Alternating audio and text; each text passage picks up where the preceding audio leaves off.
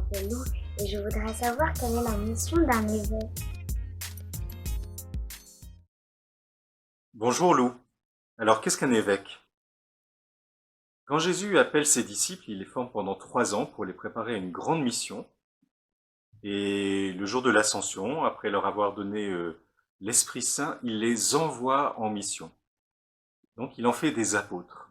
Et un évêque, c'est un successeur des apôtres, c'est quelqu'un qui est envoyé en mission par Jésus, qui reçoit aussi de façon particulière l'Esprit Saint le jour de son ordination épiscopale, pour être envoyé en mission à la suite des apôtres. Et donc un évêque, c'est un successeur des apôtres qui est chargé d'annoncer l'évangile dans une partie, dans une région qu'on appelle un diocèse.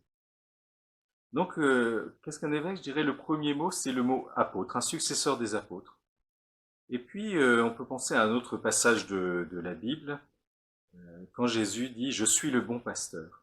Eh bien, un évêque, c'est aussi le pasteur du peuple de Dieu, celui qui est envoyé à la suite du bon pasteur. C'est pour ça, tu verras que l'évêque a une crosse, un bâton, hein, qui lui est remis le jour de son ordination, comme signe qu'il est le pasteur du diocèse. Alors, un pasteur, quand j'étais petit, il y avait un berger dans mon village. Je me souviens, quand il arrivait dans la rue, je courais au bord pour voir le troupeau passer avec le berger. Et je voyais bien qu'il y avait une grande unité entre le berger et les brebis. Eh bien, ça dit aussi la relation du pasteur, du berger avec son peuple. J'aime beaucoup ce que dit le pape François. Il dit un pasteur, un berger, un bon berger, il doit être au milieu de son peuple.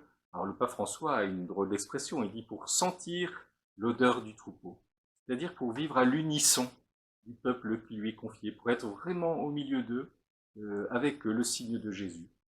Et puis de temps en temps, un pasteur, il doit passer devant parce que le chemin il est un petit peu plus difficile, il faut repérer par où le troupeau peut passer, donc quelquefois le pasteur, donc l'évêque, doit être devant pour dire que c'est par là que le Seigneur nous invite à avancer. Et puis de temps en temps, le pasteur il est aussi derrière parce qu'il doit veiller à ce que tout le monde puisse avancer au même pas, que ceux qui sont peut-être plus fatigués, que ceux qui boitent, eh bien on puisse aussi faire attention à ne pas les perdre. Donc un pasteur, il doit être aussi derrière le troupeau pour être sûr de le rassembler au complet et qu'il n'oublie personne.